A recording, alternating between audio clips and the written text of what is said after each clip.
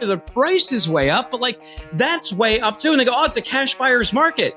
Okay, well, who are those people? Maybe the Bitcoin millionaires. Most of us don't have hundreds of thousands of dollars to just outlay on these houses or anything. It's the opposite. Most people have 1% or 5% to put on a house in this market. It's brutal. Before we get started with the show, here's a quick word from our sponsor, Global Training Center. As trade compliance professionals, you want to make sure that your procedures and documentation are completed as correctly as possible to avoid any delays and possible fines. We provide a range of trade compliance courses that will fit your needs. From in-person or web training to recorded on-demand courses, we can train one or even thousands on your team through your learning platform or on our portal. We can even customize a private session for your team. Go to globaltrainingcenter.com to find out more. Folks, we're starting a new show today, and it's this is going to be another good one I'm looking forward to. It's we've had some folks, we've got to swap it around here, being on different people's shows here at times, and so you're going to in for a treat today, I think, as we're looking through our history of different shows and what we're moving forward on. But with that, I will say that I am kind of excited as far as the fall weather. It's nice. It's actually was cool enough. I gave serious consideration, Lalo, to going out in the backyard. I've got a little fire pit out there and lighting that puppy up and smoking a cigar and kicking back and relaxing. And just about the time I thought I was going to do it, it was kind of late in the evening and the moon was shining. It was about a half a moon last night or whatever. And I was like, let me just go in and go to bed before I start staying up way too late. And I'm telling you what, I'm just like, man, I'm invigorated. I wound up sleeping about 6-7 hours or something like that. I don't know what to do with myself this morning or today. Anyway, how you doing? Really good. I know people are going to give me some trash or something. I don't care, but this is my original team right here. Yeah, the Rangers. Yeah. Hey, you know what? They well, they're in the World Series, right? So right. So I'm just saying that because I'm always pulling for the Yankees. For the Yankees, yeah, you and me both. I can prove I'm an actual original Texas fan. I named my son after Nolan Ryan, so. Oh, well, there you go. There you go. Well, I got to tell you, though, I this may be the year for the Rangers. I got to admit, last night, Philly and Diamondbacks. Yeah, Arizona were playing, and I finally did Arizona win it because they were up by 2 runs. So I didn't know this until I heard. Well, I did know it, but I mean, I had forgotten about that. 2 years removed. Both teams were at 100 losses. So, and now they're both in the World Series. That's cool, though. So anyway, I wanted to also, when we bring in our guest here, and I have to wear these because I'm looping back onto my board, but I wanted to show something here. So this is our original song, right? So that's our original song. But because we have this guest, this is a modification to the song.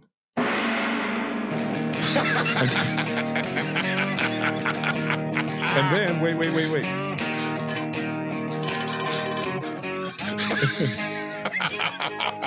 Hey, folks, you're in for a treat today. This is good.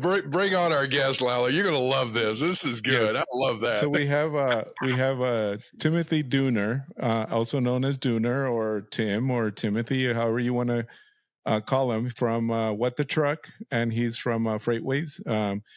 Really excited. We were on his show a couple of weeks ago trying to talk about the government shutdown, but it never happened. But still, we do have him on, and we're excited. It's going to be coming around because those 45 days are 20, 30 more days here. So, but anyway, Tim, thank you for joining us. And if some of you don't hear his show, the reason that I did that, and Tim, he'll know exactly what I did there. I just added the gong and the cowbell, and Tim is. I appreciated them. We try to bring in the culture of freight into the show, and a big theme lately has been the gong. But you guys got me excited. You reminded me of that Nolan Ryan thing, and now I want to put, who did he have in the headlock? Who was he giving the business to? Oh my gosh, that was awesome, wasn't it? Let me see. I'll Google it because I can't remember. That's one of the best things. I know a lot of guys who have that picture on their wall, like the headlock. Yeah. It's like Nolan Rhinos, man. He's a class act, but it's like you know what? He ain't gonna back down either. Hey man, he's a big dude on that mound, and he even when he was 20, he kind of looked like a 42-year-old sort of grizzled pitcher. He always just had that dad look. Yeah. That was so. Robin Ventura, it says here. We got to talk about. See, we're talking about baseball because our world hurts too much. There's just business hurts. The stock market is getting its butt kicked today. Companies going out of business in freight all over the place. Too much capacity out there. Still trying to unwind ourselves from the trouble we got into in the pandemic. Yeah, wars going on. There's a lot happening. We're dodging a lot of bullets out here. It's as is painful. Then you're still coming back to the scenario, especially the small guys out there. How am I going to survive? What can I do? Whatever. And some of it, you got to diversify your market. You got to, meaning that, okay, I'm traditionally only hauling short runs, out of distribution centers to this or that, or whatever, or only one long run or whatever. It's maybe I need to step over into agriculture. Maybe I need to step into, tankers. Although I got to say, any of the truckers out there that you're driving tankers, good. And I salute you, because that is not only a tough job, but there are people, folks, on a side note here on safety, don't sit there in traffic and then just cut in front of a big truck thinking you've got an open space right there, because they cannot stop on a dime, and you thinking they've got space in there you can cut in there. You're good. If you have to stop real fast, you're going to have a truck up your backside there. So anyway. I saw a video yesterday. And I posted it. It was I posted it on my Twitter. Some guy in Brazil, he's in a white sedan and he pulls his car in front of a semi. He was road rage, and it almost it's Brazilian. Almost like it's carjacking. There's no guns or anything, and the semi drives around it. And he's like, "Fine, what is this guy doing?" The guy comes back and cuts in front of the semi to brake check him, but he did it right in front of the semi. So the semi just drove right through him and knocked him off to the side. You're not going to win. That's just a 20-pound man trying to stop a 350-pound man. Yeah, it ain't gonna work. It ain't gonna be pretty. You're not making it through that one.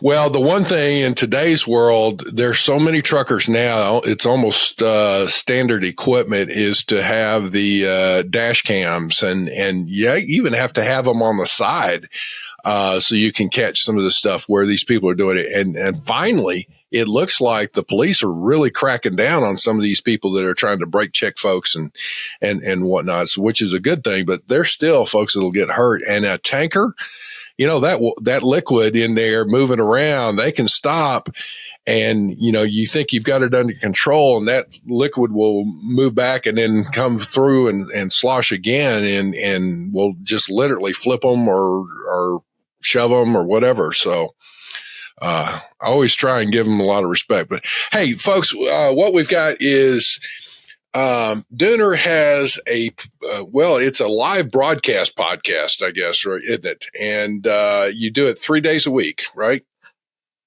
And with that, it is focused on the transportation industry predominantly. And there's some really cool things, but I think it's, you're running it, at 12 noon. Is it Nooner with Dooner? It's noon. Yeah. Nooner with Dooner, Mondays, Wednesdays, and Fridays. I love it. Talk about that a little bit. So, some of the things cause your show, it's fast paced. I got to tell you, man, I thought that Lalo and I had a pretty good little thing going here, but we're recording and then we edit it, and it's kind of a relaxed atmosphere. Man, yours is right in there, back to back and live and all that. Talk about that a minute. How'd that all come about? Back in 2016, I was doing sales for a 3PL. I was selling global freight and trucking. So, cans and boxes, containers and 53s. So you had your 40s and those. And it wasn't a great market, and I wasn't doing that well. And I was finding a hard time sort of it seems so just sending out cold emails and cold calling all the time. It's very hard to sort of just develop relationships from that. And I'm like, I listen to so many podcasts. I've been an avid podcast listener since 2006, and I got into them because I would take the subway into work in Boston. I couldn't listen to my radio. I just like talk radio. So my next option was I got into podcasting. Or listening to podcasting. So I listened to podcasts for a long time. And then when I was in this position, I was like, Freight needs a podcast, and they need one that's kind of interesting. There was maybe 2 at the time, but they sounded like stripped webinar audio. It sounded like very kind of like SpawnCon-y. Like they would just do it to promote. It was like internal marketing, which seemed fine. I was like, you know what? Scripted. I don't think that idea is dead, but I think that they're doing it wrong. And I think that if I do a podcast, it's like what I actually like to listen to, like what more mainstream podcasts sound like your Bill Simmons of the world or Adam Carolla, who were some of the pioneers in this field and I was listening to at the time. And Bill Burr, I wanted to bring that sort of energy and that sort of atmosphere to a show and apply it to Freight. But initially it was just to so I could have a meeting with you or CEO of whatever company, freight company, and I could just introduce myself because that makes sales so much easier when somebody knows who you are. You have a way in there. The company at the time, I wasn't selling that well. I had my own issues. I drank way too much of the time. So they fired me, and it was the best thing that ever happened because I went into rehab. I took I had 2 weeks of health insurance. So I went into rehab. I took care of that. My wife was just about to have our second baby.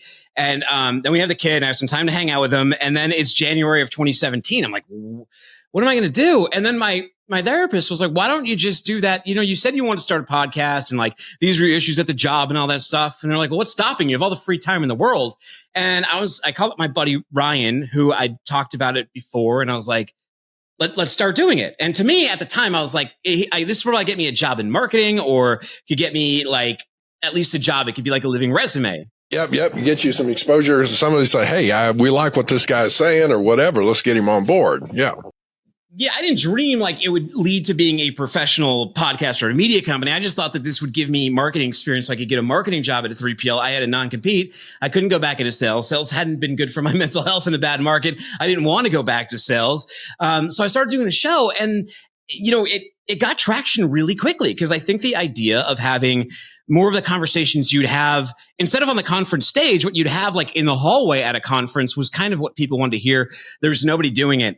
So I launched the shipping pod and, this guy, Steve Aborn at a company called Freight Plus had heard it. He lived pretty close to me and he was like, I like the traction you're getting. I see the idea behind it. And he initially hired me to be a ghostwriter and that kind of funded, he didn't pay me to podcast or anything. It was just ghostwrite articles for his blog, but that funded my first year of being on my own where I made almost $12,000 and went bankrupt. Thank you, wife, for standing by me. And she also had a job, but we didn't do well. But what happened is I knew that once I got Steve's attention that there's a market for this and I could at least maybe get into Freight Plus. And that's what happened. He offered me a job as their marketing director and I got to take over and do a podcast for them and do their decks and their RFPs and help out there.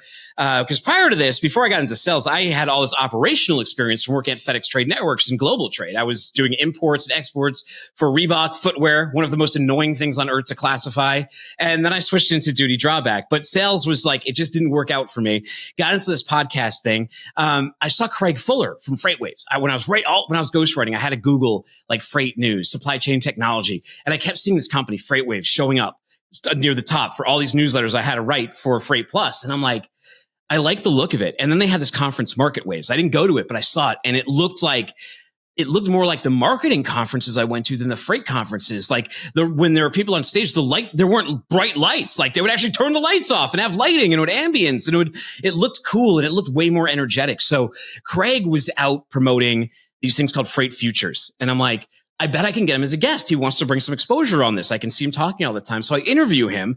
And then a couple days later, he hears it and he DMs me and says, if you ever want a job down at FreightWaves, I have a spot for you. I just had that other kid, a year earlier. My wife's a triplet where all family is in New England. But judging by what we are previously been through all that stuff and where this was going in podcasting, I knew I had to plug that microphone into what FreightWaves was doing. And it was a great opportunity to go in there just as they were starting to build up TV, just they're starting to build podcasts. And they got to be one of the original bricklayers on that. And What the Truck was a show that existed. There was a guy named Chad Prevost and John Paul Hampstead who were kind of doing a thing, but it was more informal. It was kind of just two guys talking. Maybe they'd have a guest. And I kind of brought the structure and the formula to it. And that's just like what it is now is just something I've constantly been working on and refining just through trial and error and just doing 645 of these episodes. That's one of those things where I'm a big proponent of hillbilly engineering, and that's the scenario where Lalo and I will talk through some things, and Lalo's the mastermind behind this, and he's got a great team, and we do a lot, but we'll sit there and we literally brainstorm different things, and we'll try something. And in hillbilly engineering, you try something. If it doesn't work, you back up, try something else, and you can go on with it. You don't spend, a tremendous amount of time through committees or analyzing this or whatever. Just try it, and then, all right, if you want to make it more effective, then you start getting more experts in to say, well, how can we penetrate this market a little deeper, or how can we do this and that? So all that to say, I love what you're saying, because you're still trying it. It still evolves, doesn't it? It's constant. Where, even the market, even in the environment, things happen. I mean, who would have guessed 6 months ago there would be this war with Israel and the Gaza Strip and all that? Who would have thought that the Ukraine and Russia war would be going for, it's been going, what, a year now? It was like February or March of 2022 that started. So like almost a year and a half. And so with all of that, the amount of money and different things going on, and it's, controversial. Well, what's the impact? And that's one thing I will say, no matter what happens, what we're trying to do is look at something and break it down and say, we hear these things on the global scale. We'll hear things in the news. What's it mean to the average person like you and me? I mean, that's where we're trying to break these things down and go, I'm sorry, I'm not going to talk down to you. I'm dumb as a box of rocks. Let me talk to somebody and let's peel back the onion on this stuff and go from there. So that's the one thing that I think I like. Who is your main, I like about your show, by the way, who is your main audience, do you think, or have you done studies on all that? Yeah, no, I have. And, I've always wanted this to sort of be a gateway drug to freight. When I worked in a 3PL, one thing I learned in having operational experience and being in companies, I think gives you a very strong competitive advantage against like producers or people who've never touched this stuff. Because I know for a fact in most companies I've been in, nobody knows what each other does. People know what their job is, but they don't know everything about the freight. And like, this applies to truck drivers. This applies to people within offices. This applies to managers. So I'm like, what the show really needs to be is it needs to cover a wide gamut. It's a podcast. It's not a webinar, but I don't expect people to be taking notes during this. What it has to do is it has to do a couple of things. It has to introduce people to ideas, news, and people. And that's the most important thing. And we can introduce you to people. You can go find out more of them. You can figure out about companies. All because for me personally, I'm like, I need this resource because I would read about things all the time. And I'd be like, okay, but this article doesn't tell me enough about the company. How do I meet the people? How do I see the freight move? This is such a visual industry. We're talking about gigantic semi-trucks. We're talking about massive, massive steamships that are the size of multiple Empire State Buildings. These are really, really cool, giant things, operational things, warehouse robots, so much stuff to show. And I take so much interest into it. So I've made it a big archway. And if like you look in the analytics, it spreads out really, really well between CEOs and founders, truck drivers, people who work within 3PLs, students, and it's doing what I want it to do. And that's not be the show for any particular industry, but something everyone can listen to and learn more from. Well, one of the things that is intriguing is, we started the podcast from ours and, we wanted to we'd lost touch with the pandemic with some of the people we would see in these conferences that we would go to and things on international trade and whatnot. So we just wanted it just like this, where we're just, roundtable discussion, talking about different ideas. And apparently we hit a niche with our show and go through. But the main thing is you've got your three things. We've got two primary ones. One is, what is that nugget of knowledge that somebody can take away that they become more intelligent or more proficient on the issue? And then secondly, what is or the second thing would be, what are the, 1, 2, or 3 steps of actions that somebody needs to take on a topic? Say, I need to check that out. We're not going to solve world hunger. We're not trying to go through and tell you, here's, a 5-year plan for you and all this on our show. It's like, here's an issue. It's a current scenario. And you need to check this out in this particular realm, or you need to, become more proficient and up to date on this so you can be informed and or inform your superiors. So it's a very, narrow focus, which is, I think, helps in the success. That's one of the things. You're not all over the place. You're very focused on trying to get somebody and keep them informed and what's going on, right? And of course, then entertaining at the same time. Yeah, it's sort of like organized chaos, like, because there are so many topics, there's so many things, but like, it's no different than on the mainstream side, any type of very popular sort of variety show. Even PTI, we use similar formatting, and it's like, let's talk about X topics and do it in, it depends too. It's like you guys, you have to have instincts about things. Sometimes there's stories that really take a lot of development. It's not a 10-minute interview. We need 20, maybe we need 30 minutes for this one. Right. And that's because it's a huge show. Maybe we even need like the full hour. Maybe like when the Yellow shut down, we did an hour-long special because that impacted so many people in our industry, and in so many different ways it was going to impact people, that it was necessary to do a longer, just singular topic type of show where you could bring in different voices. So it's still kind of the same idea of What the Truck, where you're talking to multiple people and they're coming in, but they're bringing their different perspectives. And I have a shot clock in my head, and I think it has to do with bad ADHD. I just have to keep things moving. Mm-hmm. Well, yeah, and keep going. Of most recent, talking about the industry again, is I was just talking to somebody last night. They said, "Hey, how's your podcast going?" and all that. And we talked about it. And he said, I read, now this is somebody not in the industry. Matter of fact, they're retired. But they said, I just saw where the, cardboard industry is their orders are down like 25% plus. And I said, and they said, they were asking my opinion. I said, well, in current things, several months ago, I saw a report, and we talked about it on our show. U.S. orders from manufacturers are down 40%. And regardless of what you hear about, the U.S. economy is stronger and beating this than what they expected. And I'm like, well, what are you smoking? Because the things that people touch, and, the fuel prices are up, groceries are up, inflation, is hitting us, and so many things with cost, spendable income is way down. And all these things are going on. It's like, well, okay, as we go through that. And so what's the net impact? And I'm going, then we add on top of it that government shutdown we talked about a little bit. Well, all right, they avoided and did an extension or on that for 45 days. Well, we probably are, 20 days, 25 days into it. I think there's only about 20 days left, about 3 weeks worth, before that comes back up again. Well, look at what's happened. The House is in disarray, still don't have a speaker. And, they're trying to work out the budget scenarios, but that can't happen without the Speaker of the House. But the point is as we're going through, I'm like, man, I think, Lalo, you called it the perfect storm of things coming together. You've got the war going on. You got 2 wars now, major wars going on. You've got China that is flexing its muscles with the Philippines, and all that. You've got the drought down in Panama. So the Panama Canal is up a creek. You've got, all these different, you've got a government, potential government shutdown again. So what do we need to do? And I'm just saying, man, you need to be battening down the hatches, because it's going to be a bad storm when this all comes around. We need to add the freight part. Convoy just tanked.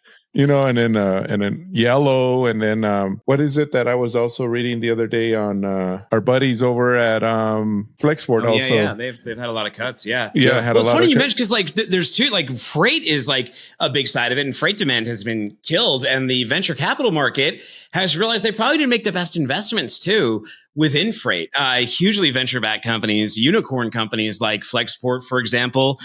They had that issue. They brought in Dave Clark. They had him there for a year. Amazon guy didn't work out. Different philosophy. Ryan admits he took his eye off the ball. The company got away from its fundamentals, was trying to sell into the markets. And like, here's the thing too. A lot of these companies, these investors got tricked because they would see during like 2020, 2021, and a little bit of 2022, that big ramp up in rates and everything. And you had these margins that never existed. It was total black swan moment. You had margins in freight. Like, I don't know if you guys ever sold boxes before, but like a 40-foot container is like $1,200. It's not $20,000. And it's back to $1,200, but it was $20,000 for about a year there. And on the road, like trucking, like right now, spot rate's about $2.25, but during the pandemic, it was getting up to $4. So there was these huge sloshy margins in these investments. And a company like Convoy, they actually had their last round in spring of 2022, and it put them at a $3.8 billion valuation. Of course, right after this happens, the freight market falls off a cliff. The freight market doesn't fall off a cliff because the freight market is controlled by itself. It falls off a cliff because all that money stopped being injected into the economy. People stopped buying a bunch of stuff. All of that e-commerce through all that pandemic buying, all that revenge spending, all that stuff that was filling up trucks, all that new home buying, all those house starts, all of that stuff made a huge, bountiful market. But what happened at the same time was the amount of trucking companies that entered the field to go chase that money went up 47%. The amount of brokerages shot up immeasurably. So now both the brokerage market and the trucking market are in a really bad spot right now because there's just too much capacity on both sides of the equation. Well, and to that point is where we're at today. One of the other things that's, again, compounding this is the backup on the West Coast of all those ships in those Western ports. They have cleared all that out. Although, again, the Panama Canal, the frequency of ships moving through the Panama Canal is down and we're heading into the rainy season. So that's hopefully going to help that. But the point being is the backlog has been cleared out as far as ships, new freight coming in all. The inventory, that the surplus inventory a lot of people had has been cleared out generally. So now where we're at, what that means is that it's a just-in-time inventory. So you do have this extra capacity of trucking and even rail and all those things that are out there. So that's going to drive down the rates, because it's so competitive. Yeah, you've had a few big ones come out of the market, which does help in one respect. On the other side of the coin, what I see is the independent truckers, the small trucking firms, they're really fighting it because the big trucking firms now they're playing hardball for all the, one truck load kind of thing. So unfortunately, there may be another migration with some of these firms are going to be dropping out of the market. Yeah, I think there's going to be a big bleed out on both the brokerage and the trucking side. And of course, we saw the massive yellow failure. And on the brokerage side, we saw one of the biggest startup collapses. And there was some news today. Convoy actually has a buyer. They haven't released the name of it. They actually have a buyer for their tech, and supposedly some of their staff is going to go with it too. So hopefully that goes through. I know the people at Convoy. I think that they're pretty good people, pretty smart people. I think they built good tech. And I think one of their, Matt Silver said this, and I agree with him. I think one of their lasting legacies, maybe their epitaph, will be that they opened freight up to a new world. They had people who would be considering Google, Uber, Amazon consider freight. And that might have been a detriment too, because, in a very small margin business like freight, if you're now a freight company with a high IT overhead and like very expensive sort of software developer salaries, that could be a big problem when all of a sudden all those margins are gone like right now. And you look at the cost of capital, and this impacts everybody. This doesn't just impact companies that are looking to fund. This impacts every trucking company that has to fund between getting paid by a shipper. Shippers trying to push terms to net 20 days, which is just insane. They have to go to factoring companies. Factoring companies finance these kind of things, but rates, just like in that market, just like you go get a house or you go get a car loan, those rates are up really high. So the cost of doing business has gotten so expensive for a lot of people. There's got to be a lot of zombies, not just in freight. I'm talking in retail. I'm talking freight. I'm talking throughout business right now. And I think everybody's just a little bit nervous because we look at you mentioned it earlier. There's black swans all over the pond right now too. And some of them have like their real impact we haven't felt yet. Like that Israel Hamas war, we haven't really felt that yet. That happens. There's a specter of it. The market gets skittish, but we haven't really felt that yet. Well, and that's one of the things that as we go through where it takes several months for that to show up, but where it's going to show up is going to be in certain things where, like pharmaceuticals and medical items are a big thing coming from Israel into the U.S.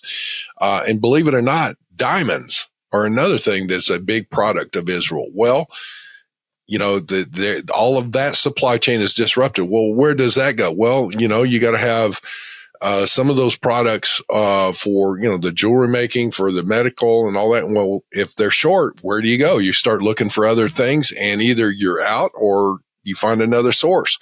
The other side of this is, I will tell you, that's frustrating to me is the current administration, their lack of developing and coming to trade deals with other countries.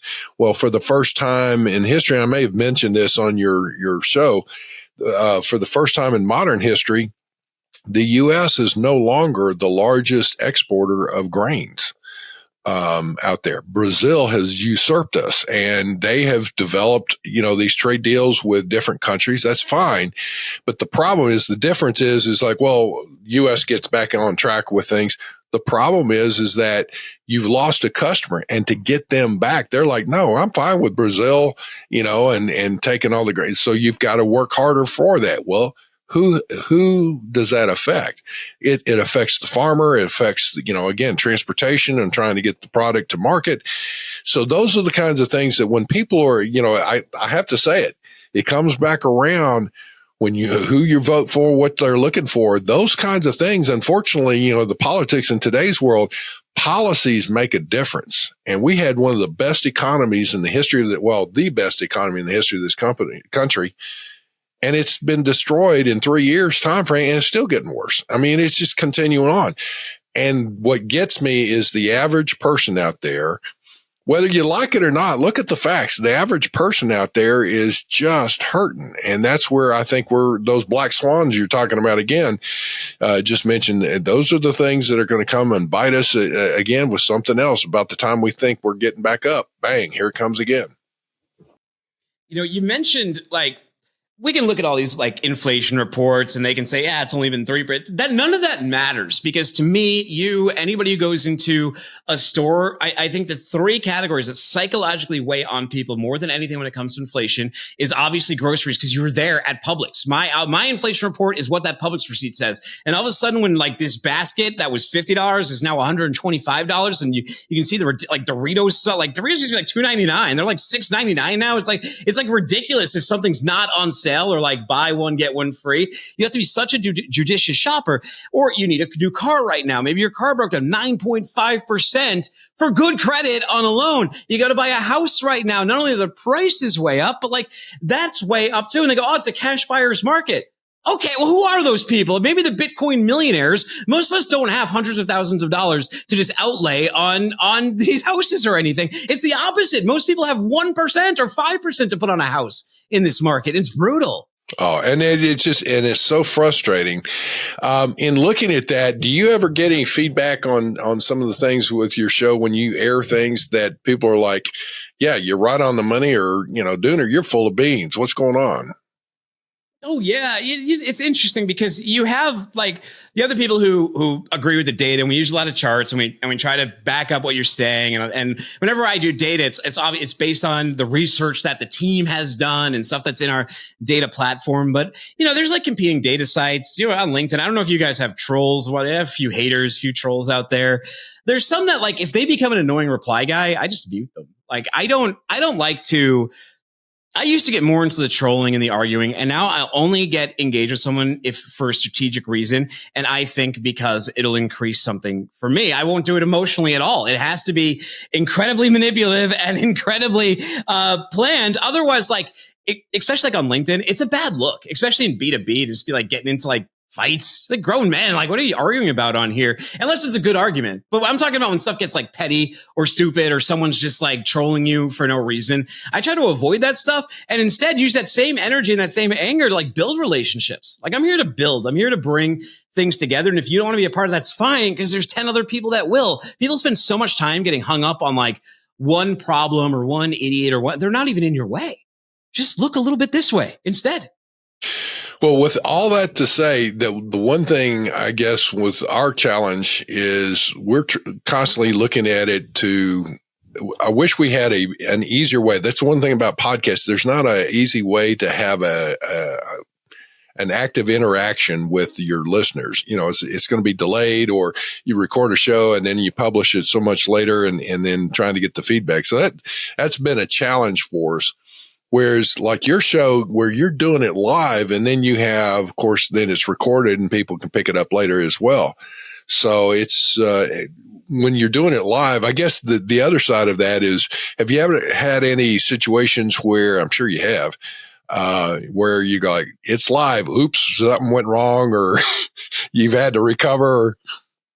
I think every episode, something goes wrong. Something doesn't go off on the right time, but we've had the hardest is when a guest doesn't show up in the open and you're kind of like, okay, I have my 5-minute open planned. And then I have 20 minutes for this next person and they don't show up. And then the next guest isn't scheduled to come in for 10, 15 minutes.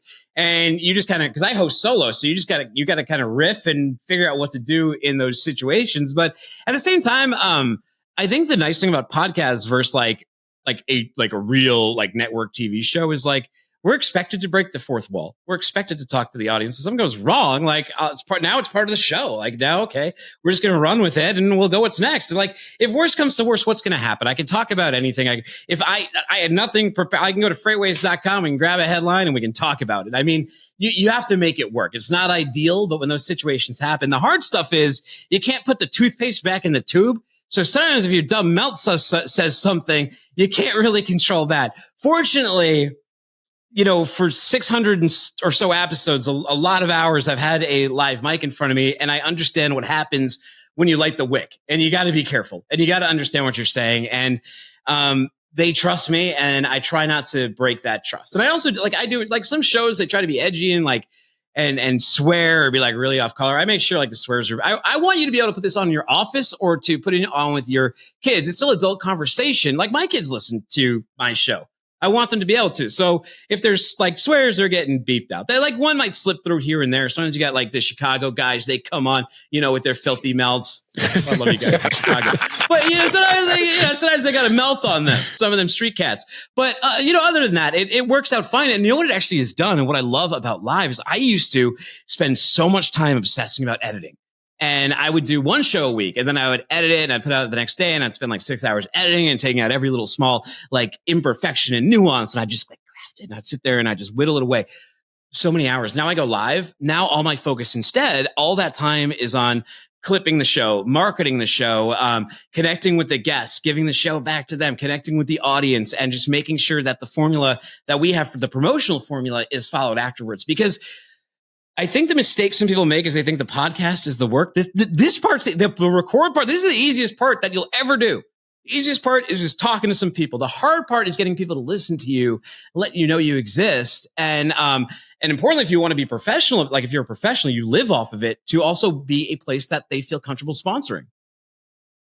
That's the one thing is people are all the time saying, I was thinking about doing a podcast or whatever. And we've had people approach us and what do you think or whatever? And I'm like, the big thing about a podcast, the recording of the show, you hit it. That's the easy part, man. When we're doing it, it's what are you going to talk about? And are you disciplined to keep it short? And do you have something to say that people are going to be interested in?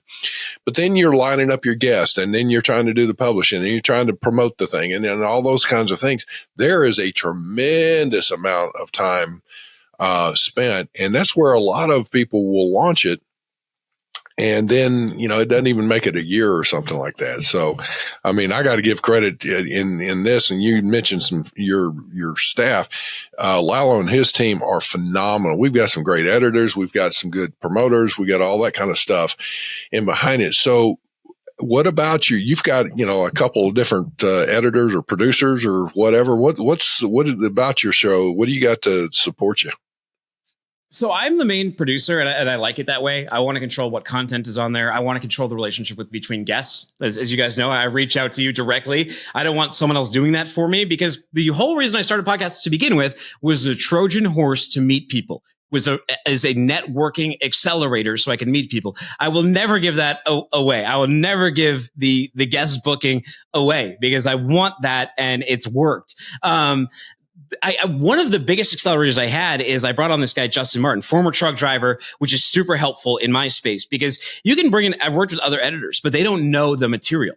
So they hear stuff and they go, well, I guess that sounds exciting, but they don't know, like, oh, this is a crucial issue that impacts X here. And Justin has that background. So I can be like, I don't even have to be like, go to like 2 minutes and 30 seconds. I can be like, grab the section where we talked about X with X. And he knows immediately what the meat of that will be. And then I don't have to sit there on the couch or on the computer, like just cutting, editing videos. And because that grinds you down, because then you got to go to TikTok, and then you got to go to Twitter, and then you got to go to Facebook, and then you got to go to LinkedIn, and then you got to go to YouTube. Then you got to make YouTube shorts. And like you guys mentioned it. Yeah. What the Truck, it starts as a live stream, and like that gets promoted, but the real product is like the on-demand video and the on-demand audio and video podcast. And also the other part is the social clips, because these days social clips, with the way analytics work, especially sites like TikTok, now an episode might, like a full episode, it might get, 12,000 audio downloads, and it might get 30,000 like video views, but then the clips on TikTok can get millions.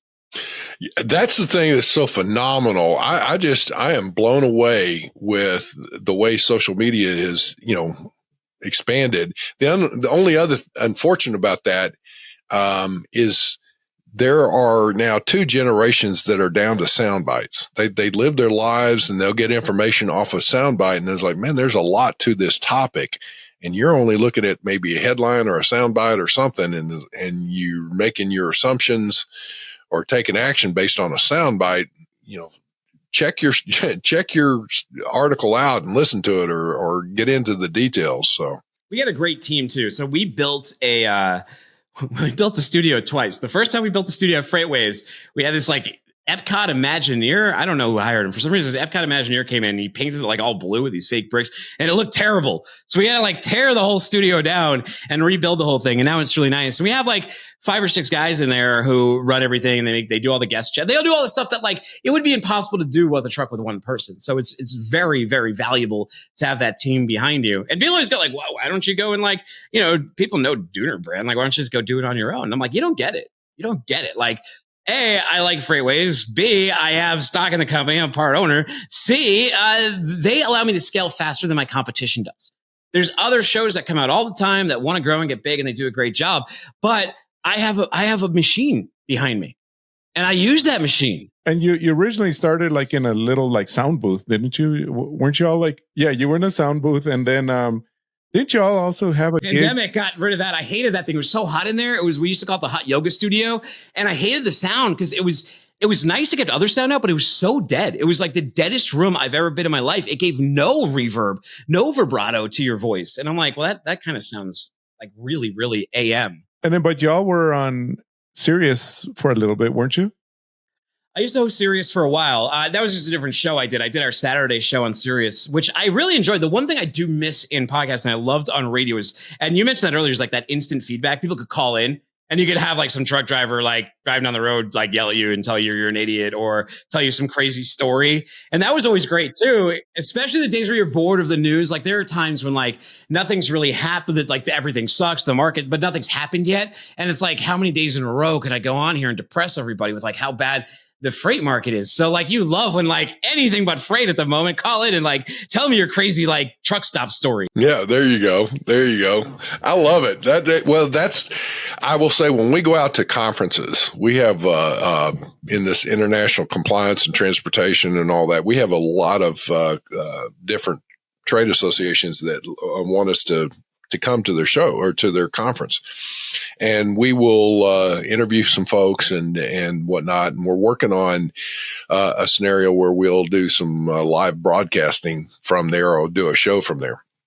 But it is so much fun as we're doing it, and you have that instant things going on. But the thing that's so amazing in our situation is that people are like, we had one person that said, they are in charge of their compliance, and they make their staff listen to our show. It's a requirement every week. And I'm like, you're kidding me. And we've had rookies, we've had senior people that have come up and said, man, I've learned so much, or you stimulated. It's good to go review the basics on something, or, we got into some really advanced topics and all that. Do you ever get a scenario where you're able to, let's say, get out with the public and have some of that interaction and like at a conference of some kind or anything like that? Oh, of course. I do What the Truck from all of our Freightways conferences. We used to, right before the pandemic, we actually did we went to 8 different shows. We would with our Sonar team and the What the Truck booth, we would pair both in packages. So I would get to broadcast when our Sonar team would get to pitch Sonar. We could create some synergy between the two. Maybe they're like, hey, come on, let's find out about your company. Come on, What the Truck, then go talk over the booth. So that was pretty fun. I like those conferences when I get paid. I don't really like doing them anymore when I don't, because I don't know. I'm a weirdo. Okay. I'll tell you guys first, as someone who has a podcast and has to be really social, I'm really not that. So in person I am, but in doses. And I find conferences really, really overwhelming after a while. But I like our Freightways ones because, I know how to get backstage. And I can hide, and there's a little bit of control effect. No, and I can come out, but it's easier to get a little separation. But we do multiple What the Trucks from there. We do some stage work from there, and it's great. You get to see the audience. You can throw hats at them. You can bring them up and ring the cowbell. Steam Logistics is bringing their gong on set at F3 in November, and right here in Chattanooga at our conference, so everyone can ring the gong. And in person, it's just you got to elevate it though.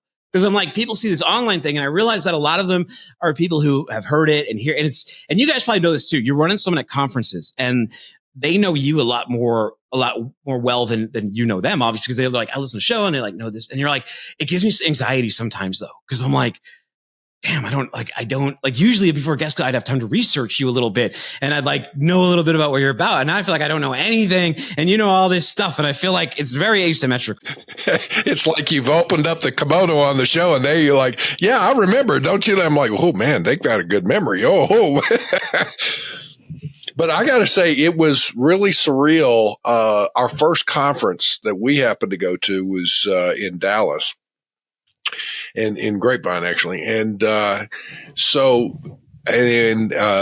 had put together, and our backdrop, you probably remember seeing it. It's the yellow with the 2 cartoon characters on there and whatnot. And so we had this, that as a backdrop. And I happened to walk up behind some people that were standing there, and one girl was turning to the other one and saying, oh, hey, I listened to these guys and all that. Well, I was just sitting there listening, not thinking, even I said, well, what do you think of the show? Is there anything we can do to improve it? And, literally trying to, spark the thing. What can we do to make it, more entertaining and all that? And it really kind of surprised me, because she says, it's you, it's the voice, it's what. I'm oh, wow. It got really, they wanted selfies and all that. And I'm okay, this is surreal. I was this is a little different. And, anyway, we got around, and you just kind of go with the flow, but it was great. These people, I love talking with the audience, and especially if they remember some of it is a little wild because they've listened to so much, and you go one show after another, and a lot of times I forget this stuff. It's what we talk about? Oh yeah, I remember that now. Yeah, I used to be so self-conscious about that at first. The first, you'd go and people would be oh, I want to take a picture with you, and then oh, you do? Okay. I mean, it's just a stupid podcast kind of thing, but now I get it. I embrace it. And people like it. They're oh, I was out at this thing and I saw this person that you all know. So it's cool for that. And you get it, but it's a lot of stuff gets in your own head. You have to get over when you're very visible. I was just, when you look like me, the south end of a northbound mule, I mean, I'm you want to take a picture with me? Really? Okay. All right. So, but you know what? It is so cool, and people get so excited with it. And it's just it's so humbling, because it's on another scenario. It reaffirms that the things that you're doing, with your show and all that, wow, people are literally listening and they're picking up on this stuff. So you want that to, hey, I take that as a serious aspect. And Lalo and I, man, tag team on this all the time. So. Well, I love what you guys do. I'm a big fan of your show. We've almost gone an hour. I have another call I have to take at 3. And it's like, I feel like we've been talking for like 15 minutes. Yes, exactly. Yeah. That's what I was going to say. I know you probably have a hard stop. So anything you want to wrap up with, or like I know Craig is very vocal about like, we said this, and you got to listen to us. I mean, I don't know if you are also on that bandwagon or how you want to wrap up how the freight market, is going, anything really. I mean, just because I know we're coming up on that hard stop. Well, hey, the freight market is, all markets are in a lot of trouble. You guys know that. I'm not telling you anything new. What I can do and why you might want to listen to What the Truck is I can keep you abreast of the top news that's happening in our industry. I can guarantee you that freight is the lifeblood of the economy, and what happens here will impact what you do. And if you want to learn more about freight, maybe be entertained and have it at a level that I think, and I don't dumb it down, but it's at a level that I think all people can understand. And one reason I don't say dumbing it down is because we're in an industry where compliance people, the word tariff means an HTS code. And to trucking people, the word tariff means the price that you're paying, the rate you're paying on trucking. And when you put two of those people in the room, it's really confusing because I was one of those compliance people that I went over to the trucking side and someone's talking about tariffs. And I'm like, okay, what's the HTS code? I gotta, what's the tariff? And they're like, what are you talking about? We're talking about rate, like the trucking rate. And I was like, oh, okay. So that's something I realized. And What the Truck, if you like it, it's on Apple Podcasts, Spotify. You can listen on Spotify, we got video now. Megaphone lets you upload video. So you can do audio or video on there. FreightWaves YouTube channel, all episodes are on there. You can watch them in YouTube, his entire playlist. And we go live on Mondays, Wednesdays, Fridays, noon Eastern time on FreightWaves Twitter, FreightWaves or X. I don't think I'll ever be able to call it X. FreightWaves Twitter, FreightWaves LinkedIn, FreightWaves Facebook, FreightWaves YouTube. So there's so many different avenues that you can watch and enjoy. But if you're like me, I usually don't catch things live. I like on demand. I like things at my own leisure, usually when I'm walking the dog. So, man, I'll tell you what, I make it easy for you. This is fantastic. It's a great show, folks. Our listeners, I'm telling you, this is one that you need to take a look at. It's FreightWaves out there. What the Truck? It is fantastic. And man, I tell you what, Tim, we really appreciate you coming on our show, and thank you for having us on yours as well. Hopefully it'll be maybe another scenario. So it'll be some other things that are coming up. So. Yeah, I got to bring you guys back soon, especially that government shuts down. In the meantime, too, you want to follow me. I'm usually most active on LinkedIn or X, at Timothy Dooner, Dooner on X, or just look up Timothy Dooner on LinkedIn. I connect with anybody. Unless you're a podcast promoter from like Singapore. I get way too many of those. Those are the only ones I do. They do come out of the woodwork, so like. Yes, thank you. Thank you, Tim. Thank you very much for joining us. Simply Trade is brought to you by the generous contributions of Global Training Center. You can follow the show and GTC on LinkedIn or Twitter and other social networks. Make sure you check out the show notes in the description for a full rundown of today's show with all the important links. Also, make sure that you share this with a friend and subscribe on your favorite streaming platform. We really like hearing from you. If you enjoyed the show, make sure to rate and review wherever you listen to this podcast. If you or someone you know would like to be a guest in the show or would like to sponsor Simply Trade or suggest any topic you would like for us to discuss, please contact us via email at simplytrade@globaltrainingcenter.com, or you can DM us on Twitter at simplytradepod. Thank you again for the privilege of your time. Happy trading. Simply Trade is not a law firm or an advisor. The topics and discussions conducted by Simply Trade hosts and guests should not be considered and is not intended to substitute legal advice. You should seek appropriate counsel for your own situations. These conversations and information are directed towards listeners in the United States for informational, educational, and entertainment purposes only and should not be substituted for legal advice. No listener or viewer of this podcast should act or refrain from acting on the basis of information on this podcast without first seeking legal advice from counsel. Information on this podcast may not be up to date depending on the time of publishing and the time of viewership. The content of this posting is provided as is. No representations are made that the content is error-free. The views expressed in or through this podcast are those of the individual speakers, not those of their respective employers or Global Training Center as a whole. All liability with respect to actions taken or not taken based on the contents of this podcast are hereby expressly disclaimed.